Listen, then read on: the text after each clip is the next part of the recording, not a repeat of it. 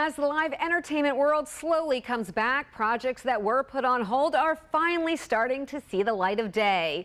Some of the creative team that brought Rocktopia to Broadway for a short run in 2018 are working on a similar concept, meshing opera and rock. And they've finally gotten the cast together to work on it in person. And that includes Twisted Sister frontman Dee Snider. We caught up with him after a mini performance of the new rock opera, Me Amadeus.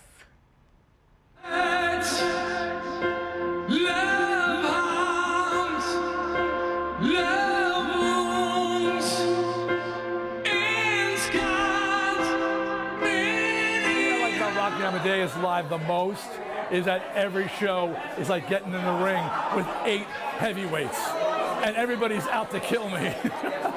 But that's okay because it lights a fire under my butt, I light a fire under theirs, and it gives the audience a great show. And one of the people lighting that fire is the co-creator of Me Amadeus, acclaimed opera singer Allison Cambridge. Allison, thanks for being with us. Hi, thank you so much for having me. Well, you were also part of Rocktopia, now this. How has the pandemic impacted this project and where does it stand now? Yes, so after Rocktopia ended in 2019, myself and my co-creator, Tony Bruno, who's our musical arranger, we got together and we said, we want to put together a whole new show, fresh, edgy, cooler, updated arrangements, mashups, but that still is that incredible fusion of rock and opera. And so we set out to create Me Amadeus in January of 2020. The pandemic hit. And instead of focusing on a live show, we shifted focus and have been releasing music videos throughout the pandemic. And then very happily got to finally perform live in a showcase this past Monday night and bringing everybody in our stellar all-star cast together for a live performance. All right, well, we heard Dee Snider singing a little bit, talking about lighting that fire. Let's hear a little bit of your performance.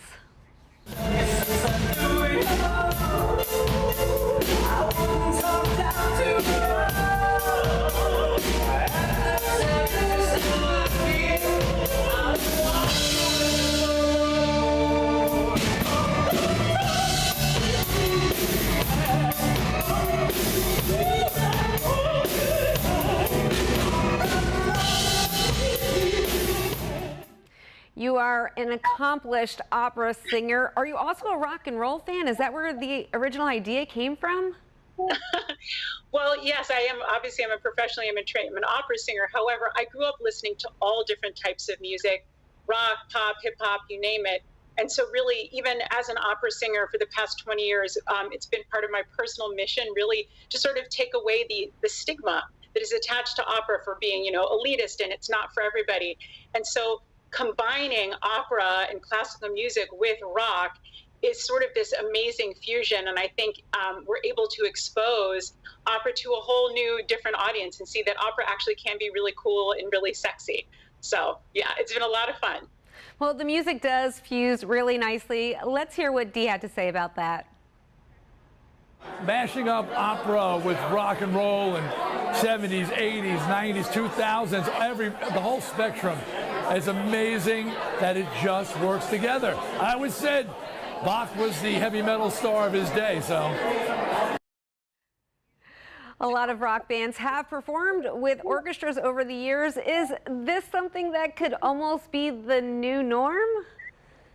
I kind of hope that it will be. I remember going to see a Sting concert years ago, and it was him with the symphony orchestra, all of his hits, and I just thought, wow, this is so beautiful. And I think, a lot of people don't realize that a lot of rock musicians were actually influenced by the likes of Beethoven and Mozart. And so really the fusion and that epic grandeur that exists both in rock and opera, it's really a very natural synergy.